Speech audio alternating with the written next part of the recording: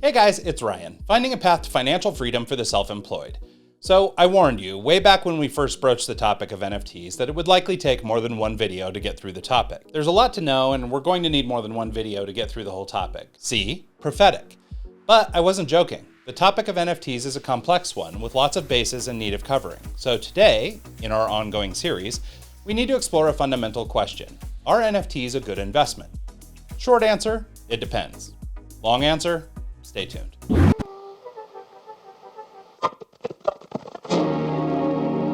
The topic of NFTs has proven to be a challenging one to cover.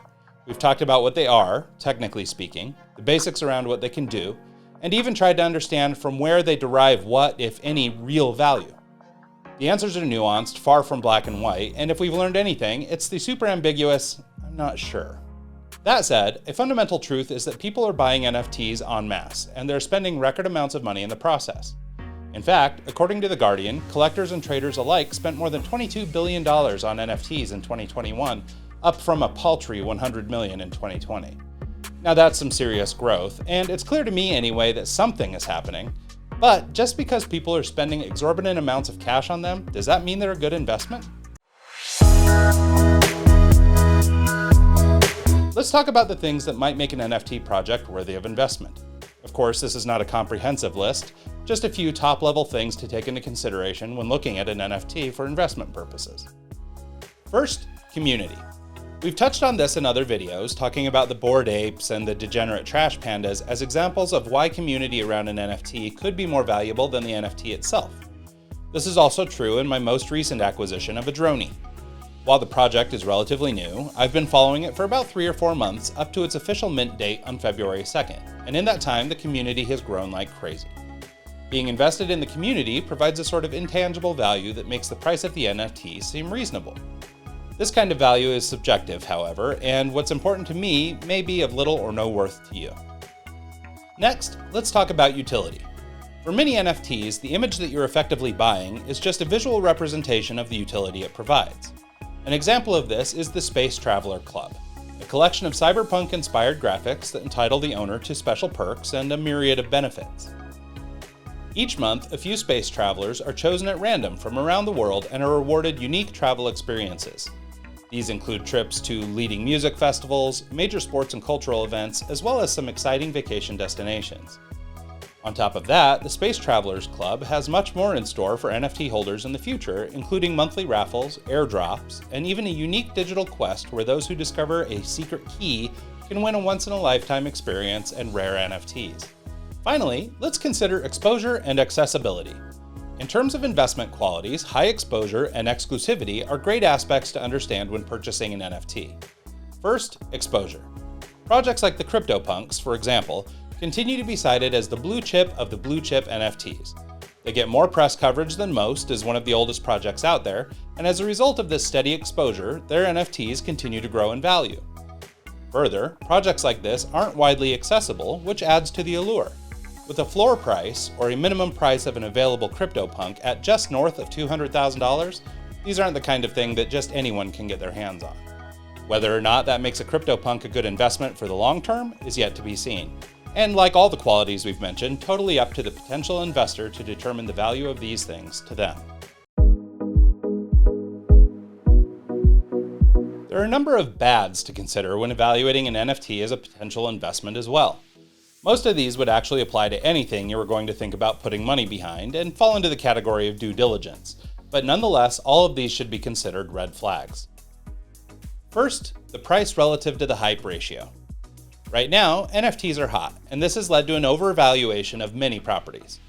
High prices, like with the Bored Apes or CryptoPunks, have made it impossible for many investors to buy into the big, presently important projects. At the same time, this has spurred an influx in copycat or otherwise similar-looking projects hoping to capitalize on the hype. Especially for the novice or the new NFT investor, it's easy to be confused or even tricked by these off-brand projects by not actually being clear on what made the original project so popular. In most cases, it's not about the art. So while the Bored Ape Yacht Club is a phenomenon, floor price $295,000, it's as yet unclear if the copycat Ape Dads, floor price $197, will perform as well. Next, and maybe as an addendum to the price versus hype ratio we discussed previously, is the importance of a big name or celebrity. What qualifies as a celebrity in real life may have very little to do with the value of an NFT project they back. We've seen projects by Snoop Dogg, A$AP Rocky, and Grimes, all objectively famous, lose as much as 80% of their value by the time they hit the secondary market. As an example of this, the project Earth by Grimes had an original price of $7,500 when it was released. The floor price on that particular piece now is about $1,700. The point being, an NFT is not inherently valuable, or a good investment, by virtue of somebody famous blessing it. Finally, let's discuss the balance or imbalance of sellers to buyers. Because of the popularity of NFTs, people have come out of the woodwork, throwing things at the wall in hopes that something will stick and make them a multimillionaire. The result of this is a market which has more sellers than buyers. That, mixed with the hype generated by savvy marketers, is fooling many a person out of their money and also putting NFT holders in an odd position. If it's true that 90+% of NFT projects, very generously speaking, will have little to no value in the future, then the real value of an NFT, as an investment anyway, becomes the price at which you're able to sell it. NFTs, unlike cryptocurrency, cannot be easily bought and sold on an exchange like any other kind of security, stocks or bonds for example. A sale simply isn't guaranteed. So an NFT marketplace or exchange is much more akin to a garage sale, where you're in the position of trying to hawk your wares and hopefully somebody will buy them. Sometimes they do, and sometimes they don't, and when they don't, your asset is effectively worth nothing, despite floor prices and the price of crypto. If no one will buy your NFT, then the value is zero, whether you hold a Bored Ape or a Degenerate one. All that said, there still isn't an affirmative view on NFTs regarding their goodness or badness as an investment. A case could easily be made on either side of the coin, and has been by people much smarter than me. That said, I want to invite a special guest to weigh in on this topic. Simon Severino is an established investor and author of the new book Strategy Sprints. So Simon, this is obviously a hot topic right now, and I don't know if you have all the answers for us, but would you be willing to share your take on NFTs as an investment opportunity? I think NFT is a technology that long-term will be vital for identity. So one of the questions long-term, and I'm not talking about images of apes. I'm talking about what your passport is right now and what your passport will be in 10 years. I think that your digital passport or physical passport will be less important in 10 years, but you will have 8 to 10 identities in tribes, in groups, in communities where you really feel at home and you really trust and you really want to hang out and exchange and have transactions. And those will have one problem. How do you know that you can trust me? Because you will not give away your data like you're giving it right now. Right now, you are giving away your data to Facebook, to Google, to everybody. Let's call this the stupid age. It's the centralized age where we are giving away our data. We will not do that moving forward because we have now better options. We have now trustless systems. We own our data. That's the age of autonomy. We own our data and we will not give it away. And especially not for free. So we will be in multiple communities that are to us more important than our nation state. And in those communities, we want to transact. And the NFT technology, because it's non-fungible and because it can tell you, hey, you can trust me, I'm trustworthy, without telling you all my life's data, will be a key part of that. Now, this year, I wouldn't touch NFTs because it's such a nascent field. Nobody really knows what's going on. Friends of mine were at NFT New York. They were in the thick of it. These are the insiders, right? Not even they have a clue what's going on. And so nobody has a clue right now what's going on. My only NFT plays are infrastructure plays. So what are the picks and shovels? What will be 100% needed moving forward? if you want to mint an NFT, what do you need? What is the layer one that you will need? What is the technological infrastructure that you will need?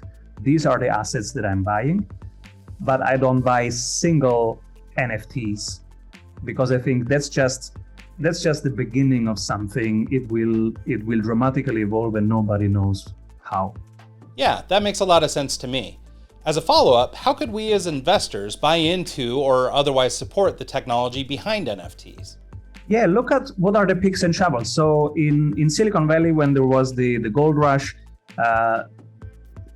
the best idea was, okay, everybody will need a pick and a shovel. Let me produce picks and shovels. Let me sell picks and shovels. That will be the winning strategy. And the same thing is in the NFT. Think about, how does the minting process look like? What do they really need? If a game wants an NFT, what does the game need? My answer is engine. That's a crypto infrastructure play, and you can buy the engine coin, for example. And then think of all the graphics and the GPU that will be needed. Rendering. Who will render all that stuff? How can you computate that? We will need 17 times the computational power on our phones that we have right now. If you have the best iPhone, the newest, you will need 17 times that. Who's gonna do that? The iPhone cannot do that. We need something in the cloud where we can tap into that bigger computational power. One of them is render that I'm looking at right now. Render will provide that cloud.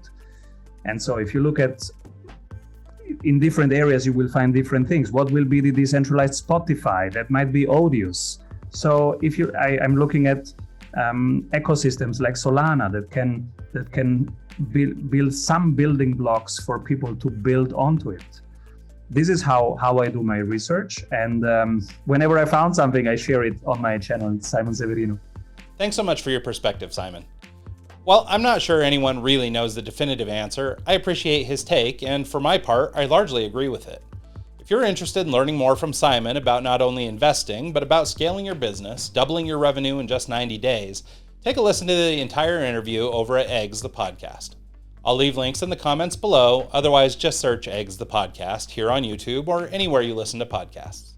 Thanks so much for joining me today. Crush that like button if you haven't already. Also, click to subscribe and hit the bell to be notified every time I drop a new show. If you find this content or anything on this channel valuable, share it and spread the good word.